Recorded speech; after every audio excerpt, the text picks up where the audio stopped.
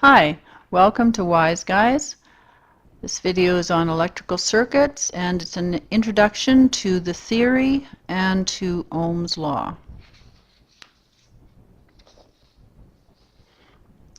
Here we have a basic electrical circuit. We have a battery. We have a wire that connects us to a light, and then the wire that brings the other side of the light back to the battery. And you can see here that we have a switch. If the switch is closed, we have a connection all the way from the battery through the light switch, or through the light I should say, and all the way back to the other side of the battery.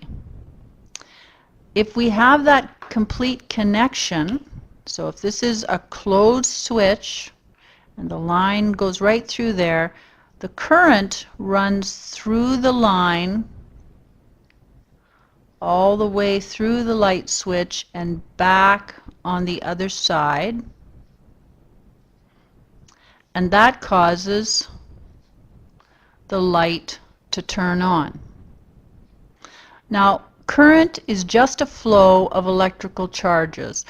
All through this wire, and actually all through everything, we have atoms, and what happens is the electrons just move from atom to atom, and that's what causes the flow of electrical charges.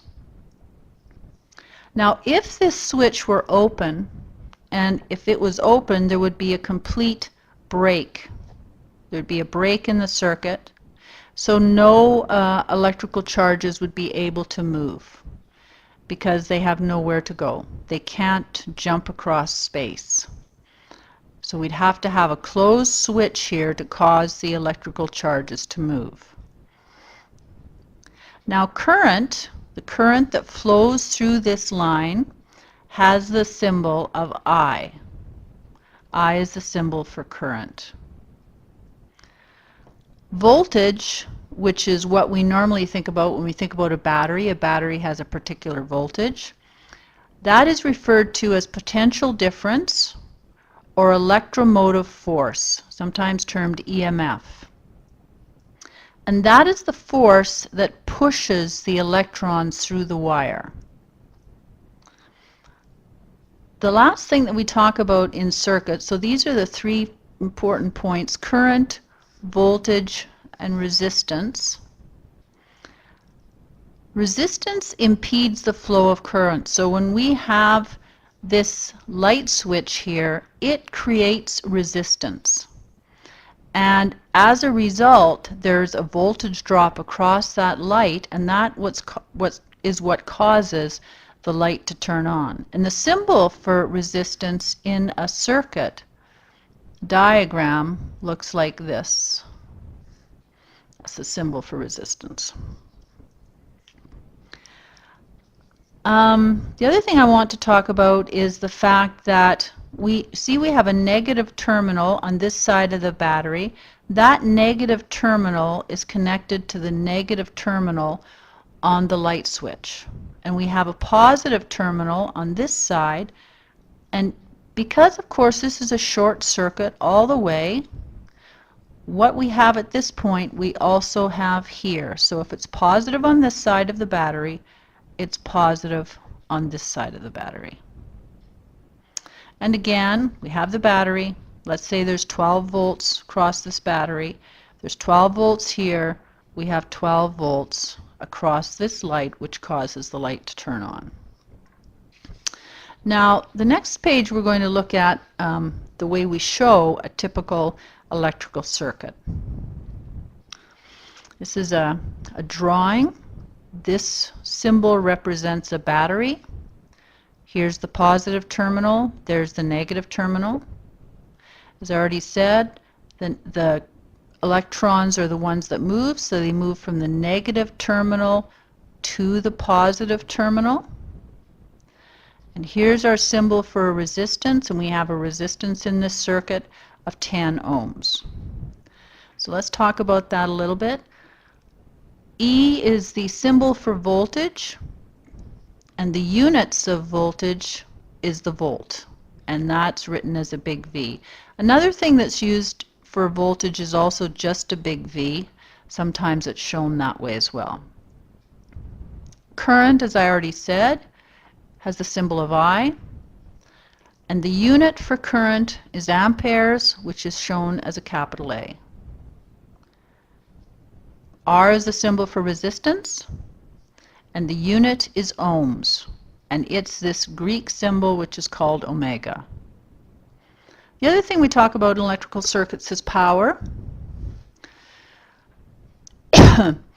Power is a capital P, and the unit for power in the metric system is watts, and that's a capital W. And here's the formulas that are used typically in electrical circuits. Ohm's law is very, very important, and it'll get you through every circuit virtually. E equals IR, voltage equals current times resistance. Here are two power formulas, and they're the power formulas that I tend to use. Power equals voltage times current. Power also equals I squared R. So current squared times resistance. Now let's just work through this circuit.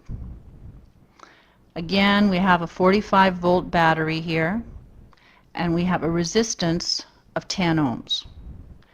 The negative side connects to the negative side of the resistor, and the positive side of the battery connects to the positive side of the resistor.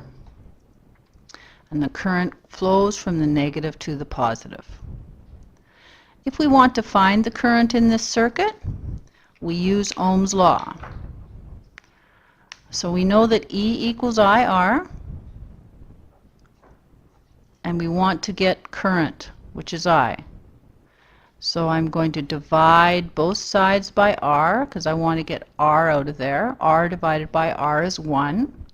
So these two cancel, and I'm left with I equals E over R. And that's what I'm going to use to solve for the current through this circuit.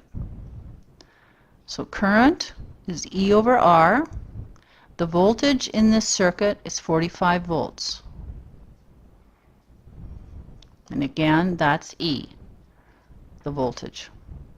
And on the bottom is my resistance, and that's this piece. And it's the only resistance in this circuit, so that's what I'm going to use, 10 ohms. I do the division, I end up with a current of 4.5 amps. Now the next thing that I can figure out is the voltage drop across this resistor. So when I have current flowing through this resistor, I end up with voltage, just like I ended up with voltage across the lamp, which caused it to light. And I can find that voltage, so E1, by using Ohm's law, current times resistance. I know the current through this resistor is what we just solved for, the 4.5 amps, because that's the current through the entire circuit all the way through here. That's I total, which is 4.5 amps. So that's the current through that resistor.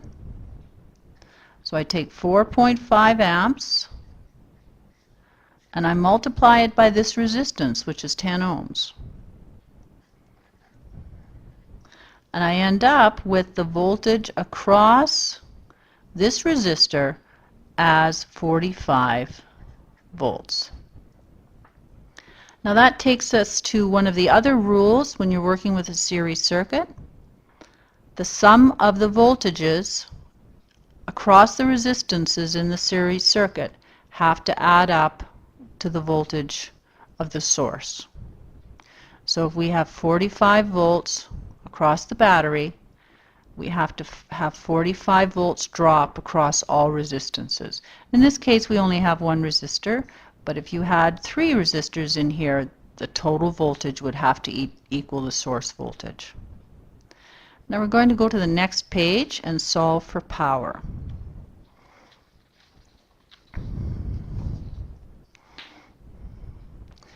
We know, let's just get some information about this resistor. And the power we're solving for at this point, we can solve for total power in the circuit. We can also solve for power of this resistor. The easy thing to solve, or the easy way to solve for total power, is just to take total voltage and multiply it by total current. Total voltage is 45 volts, and the current is, oh yeah, it's back here. The current is 4.5 amps. Let's just write that in here. 4.5 amps. I do this multiplication. 45 times 4.5 equals 202.5 watts. And that is total power. Now, let's say I want to find the power through this resistor. So power through resistor 1, and let's say I'm going to use I squared R to solve that. I know the current is 4.5 amps, so I take 4.5 amps and square it, and I multiply it by the resistance, which is 10 ohms.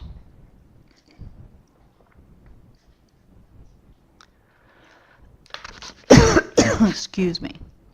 So I have 4.5 squared times 10 equals 202.5 watts. Now that takes us back to the last piece that we want to talk about, or I want to talk about. The total power in the circuit must equal the power across all the resistances in the circuit. And in this case, they do. So then you know you're good if they add up. And that's a basic electrical circuit, and that's been brought to you by Wise Guys. Have a good day.